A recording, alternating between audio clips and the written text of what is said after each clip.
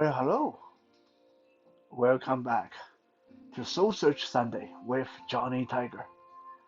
On September 4th, 2022, I imagine you can hardly see anything on the screen right now because it is really, really late. Um, Things got pretty busy today, and finally, just before midnight, I got to sit down and quickly record today's episode. I imagine by the time you guys see this, it will be September 5th or later. I hope you guys had a good weekend. I imagine a lot of people take this weekend to go camping and get that last bit of summer fun because it's a Labor Day long weekend. I have tomorrow off, so that makes me pretty happy. Last week, I mentioned that I was going to talk a little bit about how to be a successful Mr. Nice Guy.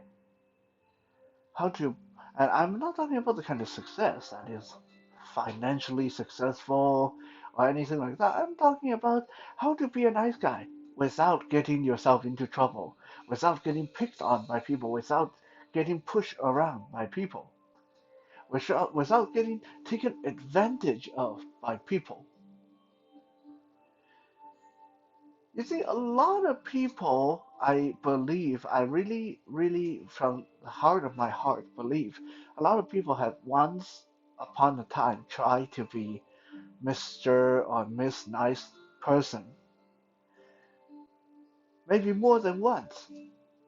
But then various bad experiences gradually turn them away from trying to be nice anymore. Being nice is quite an art. It is not easy. Um, because most of us have bills to pay. Most of us have people that depend on us. Most of us have to think about our own happiness before we can go on and worry about other people's happiness. So when you have all that, it's hard to be like Buddha. You can't say, oh, okay, ego, you're hungry. I'll cut off a piece of my meat so you can eat. Tiger, you're hungry. I'll chop off my leg. You can eat. No, most of us can't do that. So today, I'm going to present to you my little formula in how to be uh, nice without being weak, and how to be kind without being soft, and how to be helpful without being thoughtless. In another word, how to be Mr. Nice Guy without getting yourself into some deep and hot water. Now, don't get me wrong, even when you follow this little formula, things aren't always so uh, cut and dry. Things aren't always so black and white. You will still offend people here and there, especially when you say no. You will still run into people who try to take advantage of you. But I can guarantee you this, that if you have never sit down and really thought about this, if you have never followed a similar formula, similar thought process, this little formula I'm presenting to you today will save you a lot of headache, heartache, and pain and trauma down the road.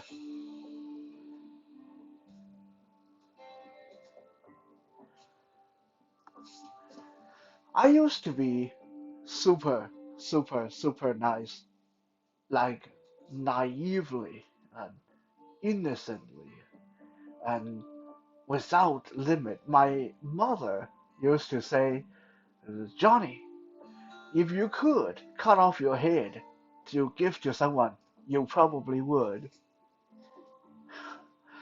Son, a bit extreme, but that was really the way I was. You see, many of you who've been following this channel long enough know that I grew up in a pretty wealthy family. So I had no concept of money.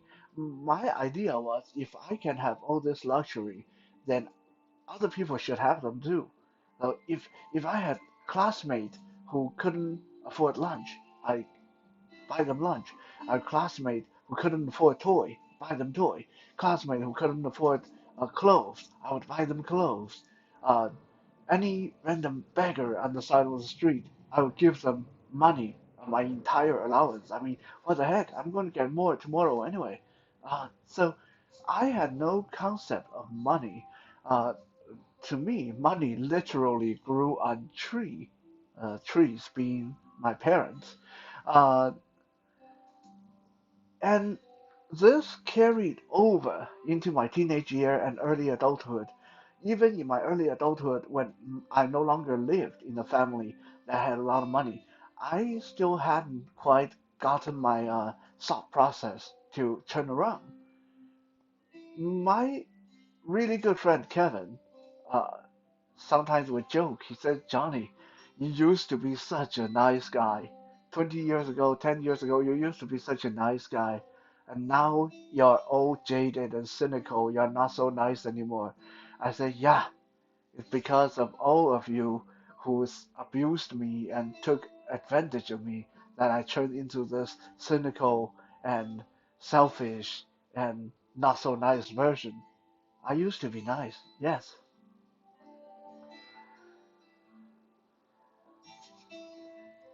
It is not that I'm no longer nice. I'm really, really nice. But now there's an edge to my niceness. And today I'm going to hand this edge to you like handing over a treasured sword, a treasured set of skills, how to use that sword. I'm going to give you my little formula, the little bit of I guess soul searching, a little bit of lessons I've learned through the years. And it is not complicated. To be a nice guy that can protect himself, or to be a nice girl who can protect herself, you need to understand three things. That's it. All you have to do is understand three things. And the three things are balance, nature, and boundary. Balance, nature, and boundary. Understand balance, understand nature, understand boundary. When you understand the three things, know how to work within their confines, know how to work around their limitation, then you'll be that step closer to being able to be that nice person, but everyone knows they can't mess with you. Let's take these apart and talk about them one at a time. We'll start with balance. What is balance?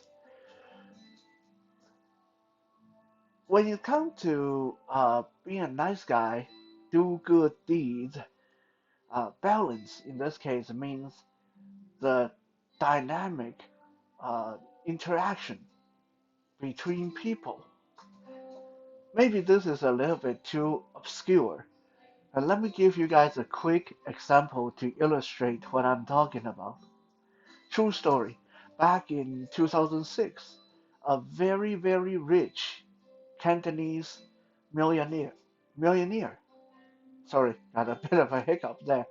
A very rich Cantonese millionaire went back to his old home, went back to his hometown in China and decided that because he grew up there, and when he was growing up there, he was poor, and when he was poor, the villagers really helped take care of him.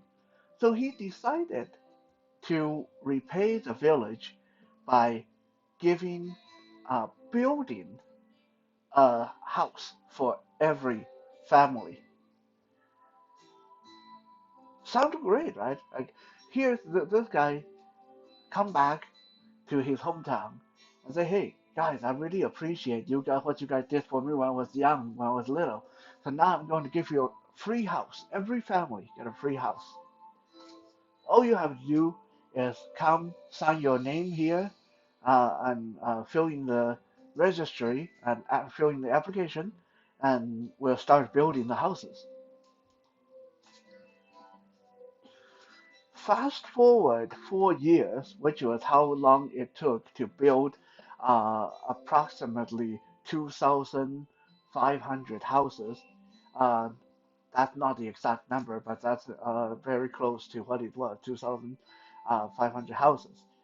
4 years later, 2,500 houses were built.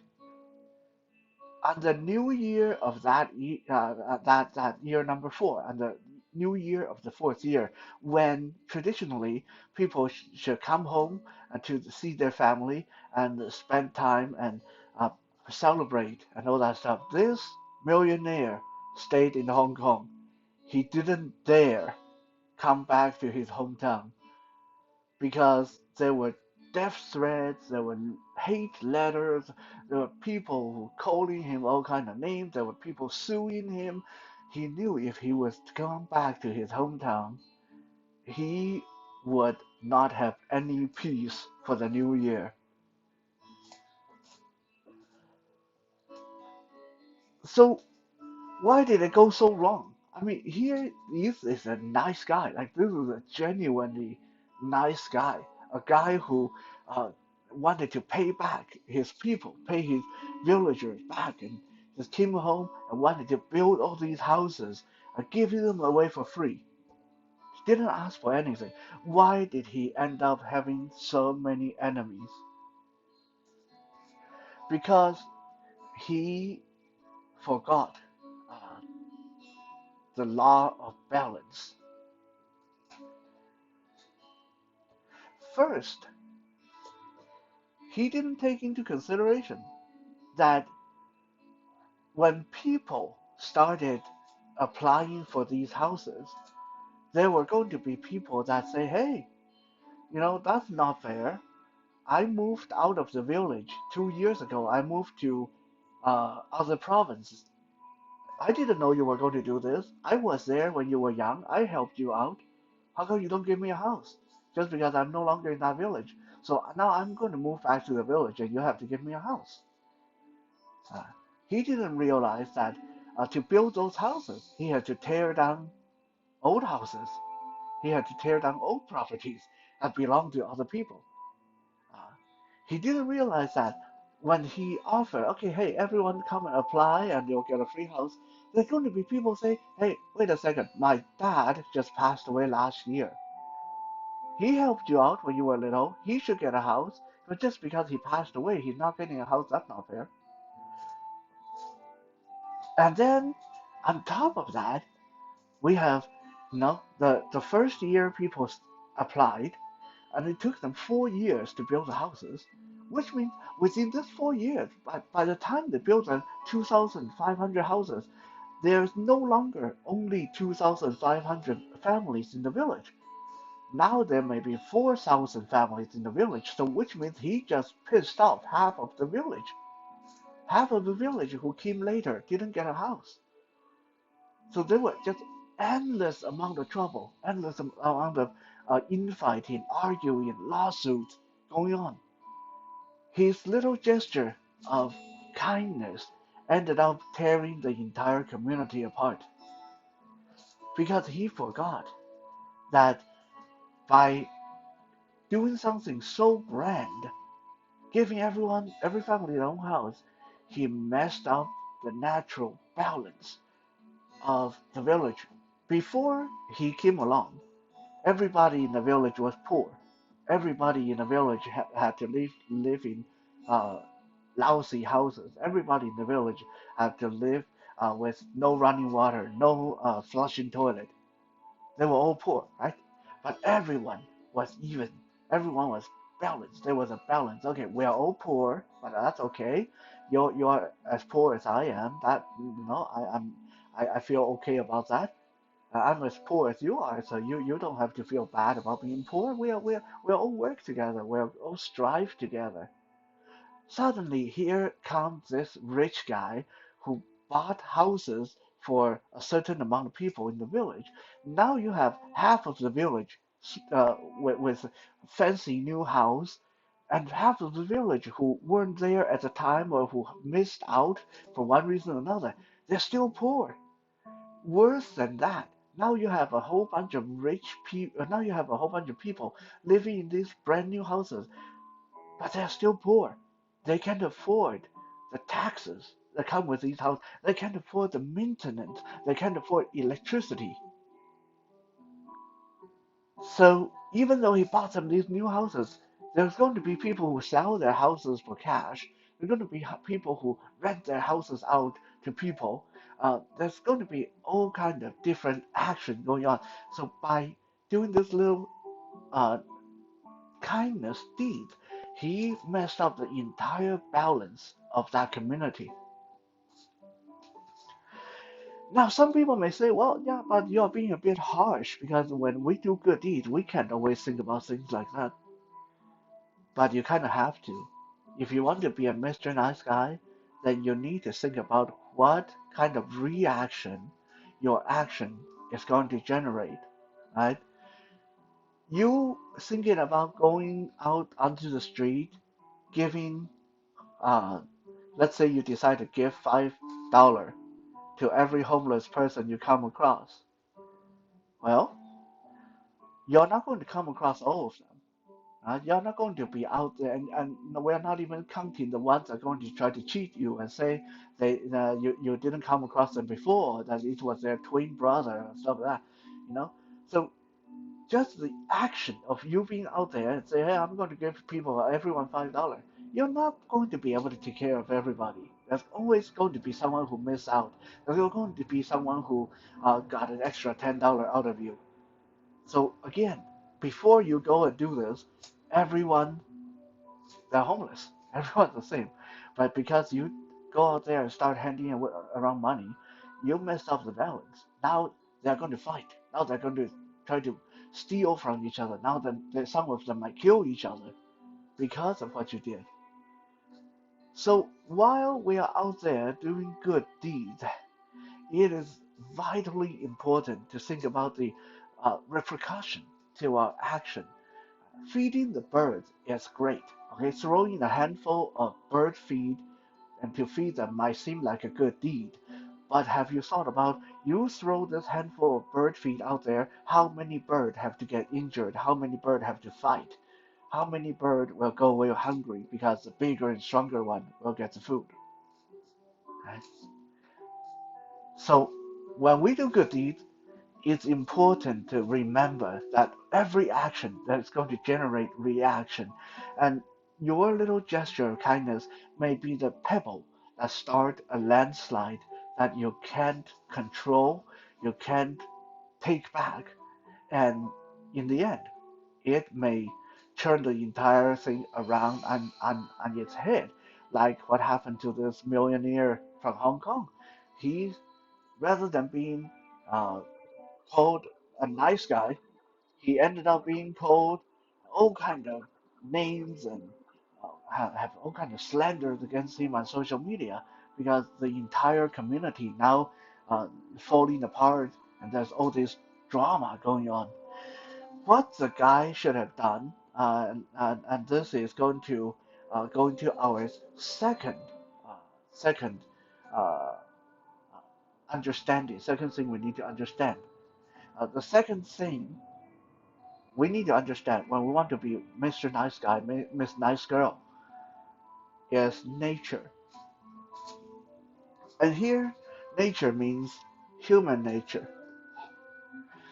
What the guy should have done is rather than trying to give them all these free houses, just build school, build hospital, Build something the entire community can benefit from. What he should have done was build factories, build companies that give people job opportunities, uh, build community uh, services, build a bus line, heck, build an airport if he had that kind of money.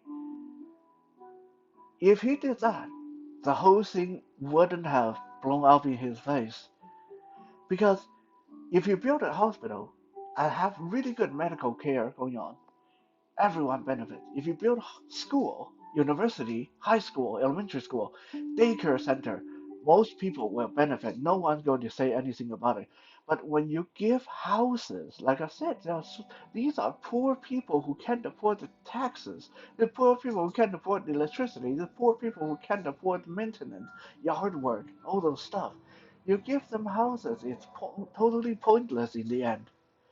Houses uh, is luxury that people should earn and strive for themselves, not something that you should go and give it to them. You are trying to be a good guy. You're not the Messiah.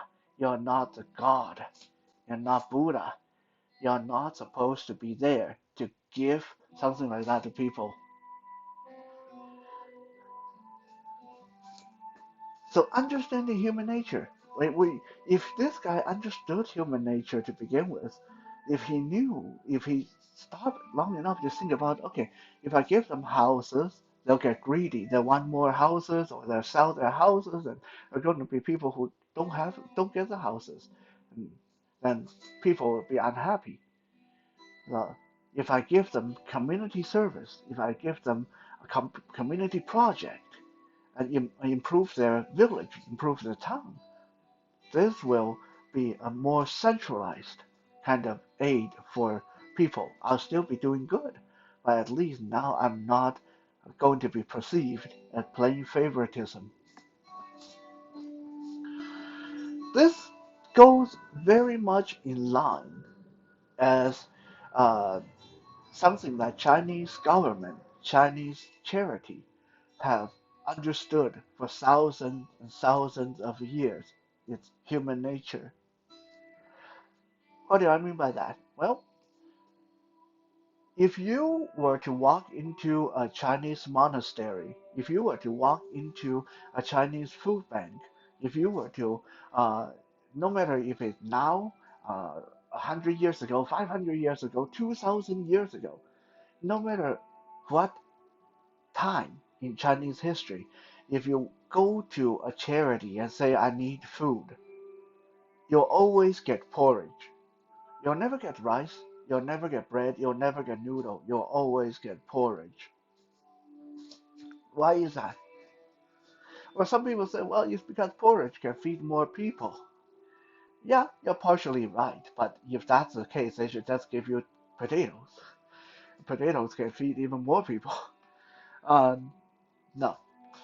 The reason is, even back 2,000 years ago, even back then, Chinese people understood a fundamental thing about human nature is if you give people porridge, it will take away their hunger for now. It will give them a bit of energy so they can go and find a job, they can go work.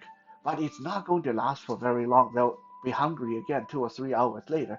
So people know that. People know that. So they'll be more eager to go work, to go dig ditches, to go move rocks, to go um, work in the mines, because they know the porridge is not going to keep them full for a long time. If you give people rice, if you give people bread, if you give people noodle, they get full on that, and it's going to last for a long time. Some people, I honestly, I've seen people who can eat a bowl of rice and then they don't need to eat again for another 8 or 10 hours. People can survive on that. Like people don't literally, they don't need to do anything else. They get full on that rice or bread or noodle, and they go take a nap, and then come back and get more later, and go back to bed. They can live on that. But people can't really live off of porridge every day. So human nature is that if you want to really help people, teach them how to fish. Don't give them fish because if you just give them fish, you have to keep that up. Otherwise, they'll never be able to help themselves. If you teach them how to fish, then they can go and catch their own fish. Now, once in a while, when they can't catch anything, then you can help them out. But don't just give, give, give. You got to understand human nature. You make them too comfortable, they won't want to work. They won't want to help themselves. And they'll end up being dependent on you. So a lot of time, when we want to be Mr. Nice Guy, Miss Nice Girl, we go out and help somebody. So say someone say, "Hey, can I have a couple $1,000?" And you say, "Okay, okay, fine," and then you lend it to them, and then 5 months down the road, they're broke again. They need another couple $1,000. They'll never be able to pay you back. So in this case, rather than constantly handing money over to them, being their walking, breathing ATM machine, it would be much better for your friendship, honestly, for you, for them, for your friendship, for their peace of mind, because no one likes to owe people money and have to constantly borrow money. It's not a good feeling. I know because I hate borrowing money myself. Um, if people are in that kind of situation, then you need to change your focus. Rather than lending the money, maybe help them find a job, maybe uh, help them find a way that they can generate some income so they don't have to solely depend on you. Okay? So when you help people, remember human nature. You keep helping them, they'll keep asking for it. Okay? Find a way so they don't have to keep asking for it.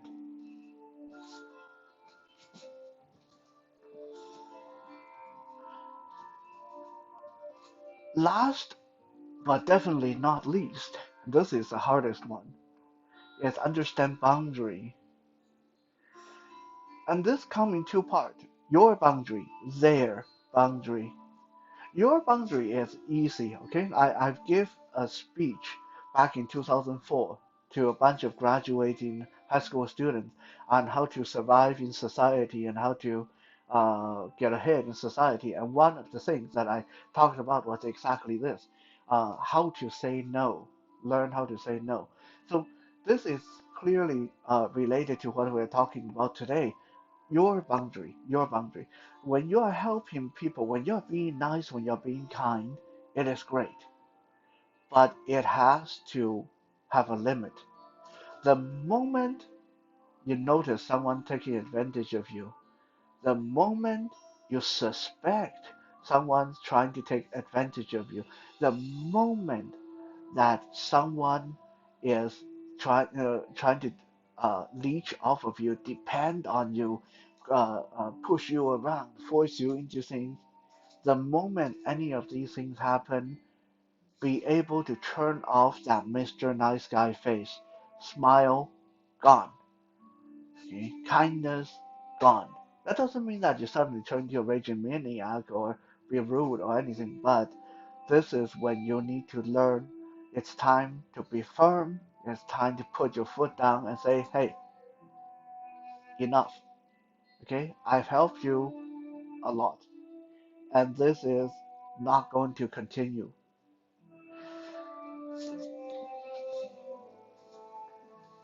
Another real life example relating to what we're talking about. Um, there was this uh,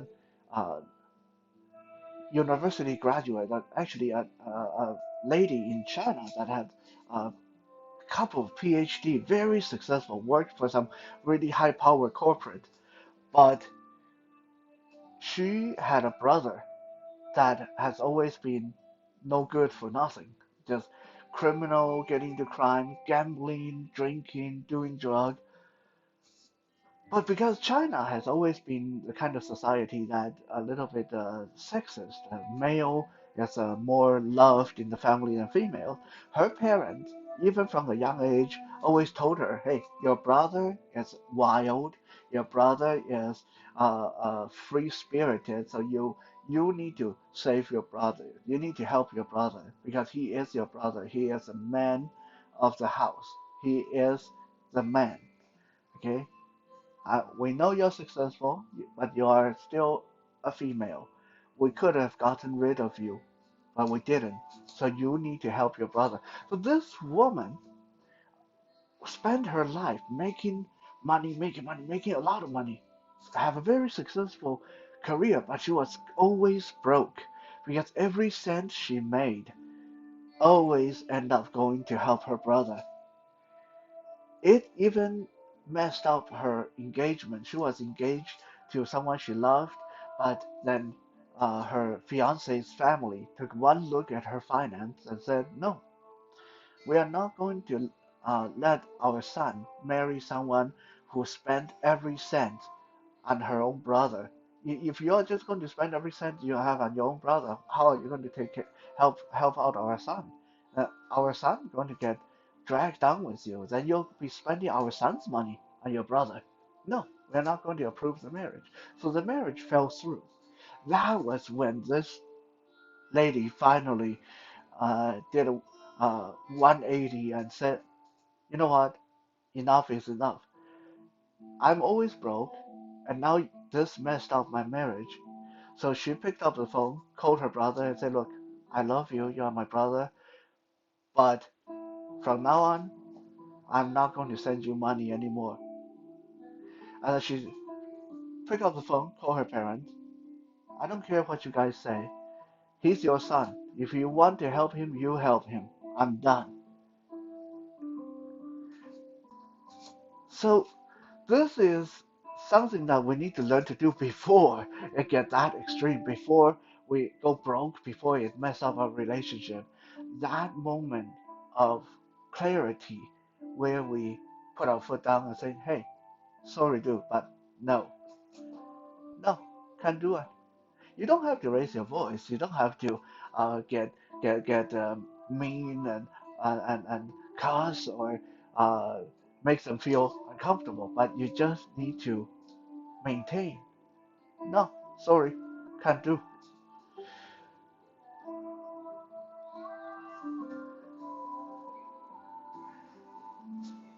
Let me give you a personal uh, experience where this came into play, and this is one of the reasons why my friend Kevin said that I'm not a very nice guy anymore.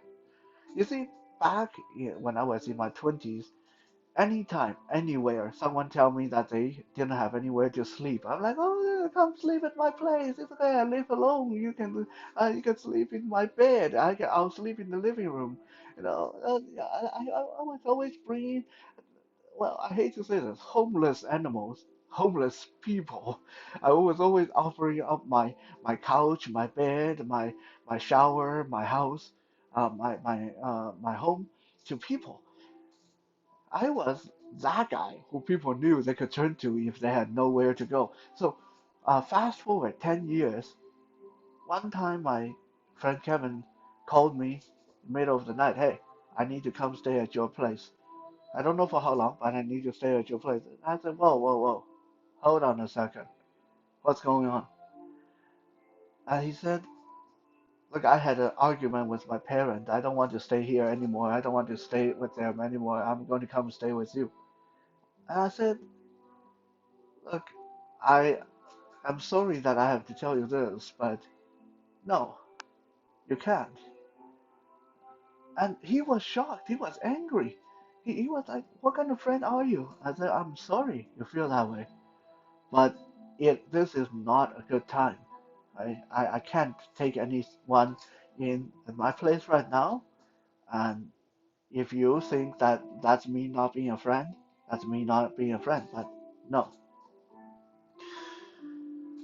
So some people say, "Well, why did you turn him away like that?" Because it wasn't an emergency. It's not like his house burned down or anything. If I start saying yes to him because he get into a fight with his parent and he needs somewhere to stay, then next time he's going to not think twice before he argue with his parent, and immediately he's going to come to my place. And other friends, whenever they get into a fight with their wife, with their husband, with their family, immediately are going to think, come to my place. That how can I have any kind of private life? How can I work? How can I um, do any of my martial arts training? How can I have any peace and quiet?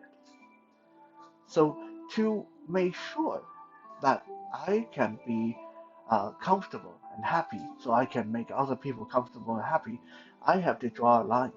Uh, if your house burned down, if it's an emergency, it's a flood, and washed away your property, sure, come stay in my place, no problem, because I know that kind of stuff is not going to keep happening. But if you just need a place to stay because you got into an argument with your parents, no, because this may happen once every month, twice every month. I'll eventually have to say no. I might as well start now. So learn to build your boundary and stick to it. Very, very important. The second part about boundary is their boundary. This is equally important, and this is where a lot of time you think, well, I did this such a nice thing. Why did it come back and bite me on the butt later? Why did I end up looking like a bad guy? Why did I lose a friend? What happened? What did I do wrong? Because a lot of time you forgot that you need to respect their boundary. Here's another true story. Back in uh, 2001, there was a very, very popular superstar who just happened to be reading the newspaper, and she saw this news item about this elementary school kid in the neighboring city who was struggling from a really poor family, and he's can't afford to go to school because he had to work to help pay rent and all that stuff. Now, so this superstar called her mom and said, "Hey, I just saw this news item about this kid who's working so hard, trying to go to school, working so hard, trying to help his family. Uh, I know we have a lot of money, so why don't we help him out? I don't have time to manage this. Can you, the mom, can you manage this? Like every month, just check in on him and give him some money and whatever he needs. Okay, you can just bill it to my account. Great, right? I mean, no, this is like it's the kind of thing that you only hear about in storybooks that an angel come out of nowhere to help a poor kid. Great. However, we fast forward 8 years. Now, this kid is now uh, going into finishing high school, going into college, and suddenly the mom of the famous person, the mom, uh, stopped all assistance, stopped all payments, and revoked all contact, stopped contact with this kid and his family. In retaliation, the kid went to the news media, and then I remember the title of the news article was "How can the seed of kindness turn into uh, result in fruit of dissent?" How can the seed of kindness result in fruits of dissent? Uh, and when the reporter asked the mom of the superstar, why you guys were helping them out and all these years you were helping them out, so like why do you suddenly take away all the benefit? Why do you suddenly stop helping them? And the mom said, because I realized he's been uh, hiding his phone bills and other bills from me. He's been lying to me about who he's been calling and where he's going, where the money's going. And then the reporter asked the kid, so, uh, why do you, why would you lie to your benefactor? Why would you do that? And the kid said, look, I'm really thankful that they helped me out. But ever since they started helping me out, it's like I am under examination, like I'm under observation every month. Every month, where did you spend your money? Who did you talk to? How much did you spend for dinner? How much did you talk on the phone? All that I have to report. It's like I live in hell, right? So this pretty much there was no happy ending to this story. They just both sides hating each other in the end. But if we look at what's going on here, this is one of those classic example of the person who's being nice cross the line, cross the boundary. A lot of people I know have done that. Okay, um, when you help someone out, let's say you lend someone $200. Let's say you lend someone $200 because they tell you they need money. Lend them the money and don't mention it. Don't ask about it. Don't just because you lend them the money doesn't give you the right to ask them where did they eat dinner? Did they really have to order that? Did they really have to buy grocery, buy steak rather than pork? You lend them the money. You're not their boss. You're not their queen. Everyone need their dignity. Everyone need to live feeling that they are equal. Then they don't need to live in fear of having to be chastised how they spend money, how they act, how they live. Take this kid for example. He's a kid. He was a teenager. He was a young man. He needed social life. He needed to have girlfriend. He needed to have fun. He needed to go to parties. But if every time he went to a party, if every time he had a girlfriend, if every time he uh, uh, talk too much on the phone, if every time he spend too much money, and let's be fair, when we are young, none of us is really that good about money. If every time he messed up, he had to be chastised by a woman whom he never even met, then it's not surprising that he would start lying to her. It's not surprising that he would start hiding information from her because she crossed the line. She wasn't allowing him to be a normal teenager. She thought because she was giving them the benefit, she was giving them money, she had the right to influence his life however she decided to. I think you and I, a lot of us have parents that think that because they're parents, they can influence us, they can tell us whatever they want, they can do whatever they want to us. Same kind of thing. Okay, when you want to be nice, respect the other person's boundary. Just do your thing, and then not pry into their business. Don't pry into their business. Otherwise, you may find very quickly that uh, when they should be grateful, it may turn into resentment and hatred in the end. So to recap, to be a nice guy, to be a nice person, uh, but stay strong and solid and not putting yourself out there, opening yourself up for backlashes and drama. We have to understand balance, human nature, and boundary. I hope this little episode has been helpful. Uh, well, I hope it will be helpful for somebody. And I'll bid you all a good night, and hopefully I'll be back tomorrow for some Music Monday. Although now I'm a little bit traumatized by Music Monday, I'll do my best. I'll do my best.